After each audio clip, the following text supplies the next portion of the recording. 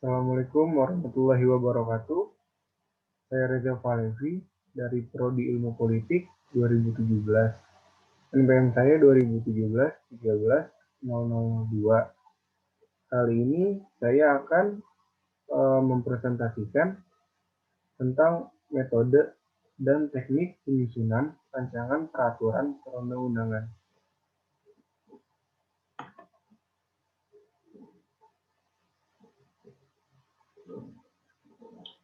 Metode dan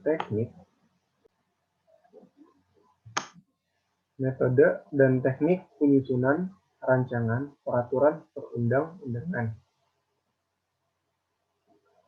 Mengetahui teori perundang-undangan maksudnya mengetahui dasar-dasar penyusunan peraturan perundang-undangan, yaitu asas-asas pembentukan peraturan perundang-undangan, kewenangan pembentukan peraturan perundang-undangan, jenis dan hierarki peraturan perundang-undangan, serta materi muatan peraturan perundang-undangan.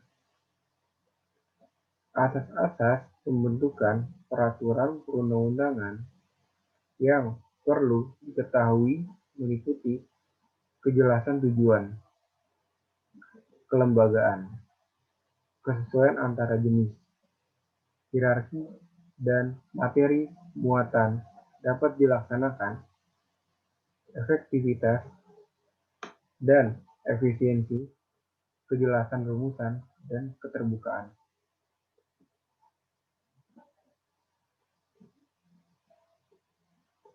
Mengenai kewenangan pembentukan peraturan perundang-undangan, perlu diketahui bahwa kewenangan pembentukan peraturan perundang-undangan berada di tangan DPR yang bersama Presiden membahas dan menyetujui setiap rancangan undang-undang. Selanjutnya, Presiden mengesahkan rancangan undang-undang yang telah mendapat persetujuan bersama menjadi undang-undang. Pembuatan undang-undang pada hakikatnya merupakan kekuasaan bersama antara DPR dan Presiden. Sharing power. Sementara, kewenangan pembentukan peraturan perundang-undangan yang tingkatannya di bawah undang-undang merupakan kewenangan Presiden, kepala daerah, atau pimpinan kementerian atau lembaga sesuai kewenangannya. Perlu diketahui hierarki peraturan perundang-undangan dari yang tertinggi sampai yang terendah adalah Undang-Undang tahun 1945 TAP MPR, Undang-Undang Peraturan Pemerintah pengganti Undang-Undang Peraturan Pemerintah, Peraturan Presiden, Peraturan Daerah Provinsi, dan Peraturan Daerah Kabupaten atau Kota. Mengetahui hierarki ini penting untuk menghindarkan peraturan perundang-undangan yang disusun bertentangan dengan peraturan perundang-undangan yang lebih tinggi tingkatannya. Sementara materi yang dimuat dalam peraturan perundang-undangan harus sesuai dengan jenis, fungsi, dan hierarki peraturan perundang-undangan. Setiap jenis peraturan perundang-undangan dalam hierarki tersebut di atas memiliki muatan masing-masing dengan sesuai porsinya. Mengetahui proses pembuatan peraturan perundang-undangan itu ada pengetahuan ini ya, meliputi tahapan pembentukan peraturan perundang-undangan yang meliputi sebagai berikut, seperti perencanaan, penyusunan, pembahasan, pengesahan, dan pengundang-undangan. Yang pertama yang akan dibahas yaitu adalah perencanaan. Perencanaan merupakan tahap awal dalam penyusun peraturan perundang-undangan.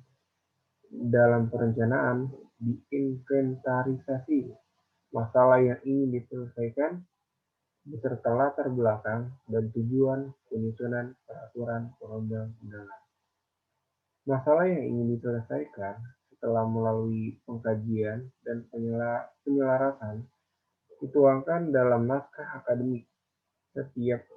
Setelah setiap dengan naskah akademik, kemudian diusulkan untuk dimasukkan ke dalam program penyusunan peraturan.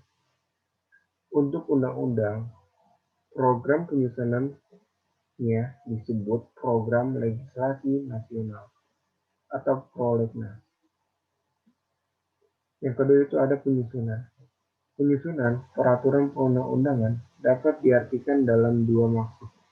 Pertama, penyusunan dalam arti proses, yakni proses penyampaian rancangan dari presiden atau gubernur atau bupati atau wali kota atau DPR atau DPD. Setelah melalui tahap perencanaan, proses penyusunan ini berbeda dengan undang-undang, peraturan pemerintah, dan peraturan presiden.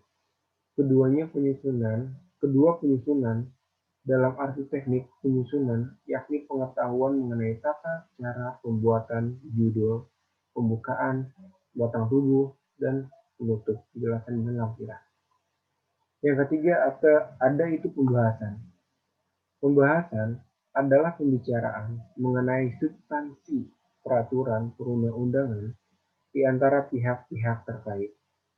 Untuk undang-undang, pembahasan dilakukan oleh DPR bersama Presiden atau Menteri melalui tingkat-tingkat pembicaraan untuk peraturan di bawahnya. Pembahasan dilakukan oleh instansi terkait tanpa keterlibatan DPR. Untuk yang keempat adalah pengesahan. Untuk undang-undang, rancangan undang-undang yang telah disetujui bersama oleh DPR dan Presiden disampaikan oleh pimpinan DPR kepada Presiden untuk disahkan menjadi undang-undang.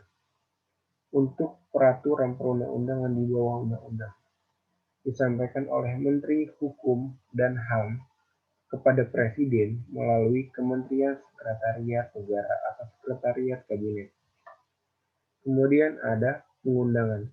Pengundangan adalah penempatan peraturan perundang-undangan dalam lembaga negara Republik Indonesia, tambahan lembaran negara Republik Indonesia, berita negara Republik Indonesia, tambahan berita negara Republik Indonesia, lembaran daerah, tambahan lembaran daerah atau berita daerah.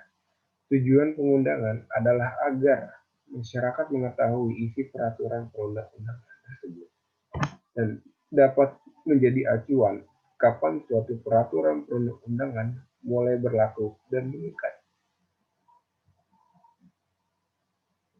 Mengetahui hal-hal khusus untuk menyusun peraturan perundang-undangan yang baik. Selain hal tersebut, di atas perlu juga diketahui hal-hal khusus seperti tata cara pendelegasian wewenang, pengetahuan penyidikan, pencabutan, dan perubahan peraturan perundang-undangan. Yang pertama itu ada pendelegasian wewenang. Peraturan perundang-undangan yang lebih tinggi dapat mendelegasikan kewenangan mengatur lebih lanjut pada peraturan perundang-undangan yang lebih rendah. Untuk undang-undang dapat mendelegasikan kewenangan peraturan pada peraturan pemerintah. Peraturan pemerintah dapat mendelegasikan pada peraturan presiden dan seterusnya. Pendelegasian kewenangan juga dapat dilakukan dari suatu undang-undang kepada undang-undang yang lain, dari suatu peraturan daerah kepada peraturan daerah yang lain. Pendelegasian kewenangan harus menyebut dengan tegas ruang lingkup materi muatan yang diatur dalam jenis peraturan perundang-undangan yang didelegasikan. Penyidikan. Pengetahuan mengenai bagaimana membuat ketentuan penyidikan diperlukan ketika akan menyusun undang-undang dan peraturan daerah yang mengatur mengenai sanksi pidana. Tuntutan penyidikan memuat pemberian kewenangan kepada penyidik PNS, kementerian, lembaga pemerintah non-kementerian, atau instansi tertentu untuk menyidik pelanggaran terhadap ketentuan undang-undang dan peraturan daerah. Pencabutan apabila ada peraturan perundang-undangan lama yang tidak diperlukan lagi atau sudah tidak sesuai dengan perkembangan keadaan dan perilaku, perlu diganti dengan peraturan perundang-undangan yang baru. Maka peraturan perundang-undangan yang baru harus secara tegas mencabut peraturan perundang-undangan yang sudah tidak diperlukan itu. Jika materi dalam peraturan perundang-undangan yang baru menyebabkan perlu penggantian sebagian dan seluruh atau seluruh materi dalam peraturan perundang-undangan yang lama, maka di dalam peraturan perundang-undangan yang baru harus secara tegas diatur mengenai pencabutan sebagai atau seluruh peraturan perundang-undangan yang lama. Yang kemudian ada perubahan. Perubahan peraturan perundang-undangan dilakukan dengan cara menyisip atau menambah materi ke dalam peraturan perundang-undangan atau menghapus maupun mengganti sebagian materi peraturan perundang-undangan. Perubahan peraturan perundang-undangan dapat dilakukan terhadap seluruh anggota, seluruh atau seluruh sebagian buku bab, bagian paragraf, pasal, dan ayat, ketika frasa, istilah, kalimat, angka, dan tidak ada tanda baca. Mengetahui hal-hal umum, ada pula yang harus kita ketahui mengenai hal-hal umum.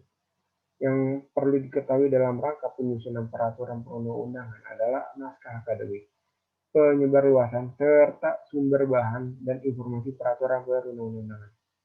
Naskah akademik adalah naskah hasil penelitian atau pengkajian terhadap suatu masalah yang dapat dipertanggungjawabkan secara ilmiah mengenai peraturan masalah tersebut dalam suatu rancangan peraturan perundang-undangan sebagai solusi terhadap permasalahan dan kebutuhan hukum masyarakat. Dalam penelitian dan pengkajian serta digunakan metode ROCP, Real Opportunity Capacity Communication Interest Process, dan ideologi atau RIA, Regulatory Impact Assessment, atau Cost and Benefit Analysis. Meskipun naskah akademik hanya diwajibkan untuk undang-undang dan peraturan daerah saja, namun alangkah baiknya naskah akademik juga dibuat untuk penyusunan peraturan pemerintah, peraturan presiden, dan peraturan perundang-undangan lainnya. Penyebarluasan.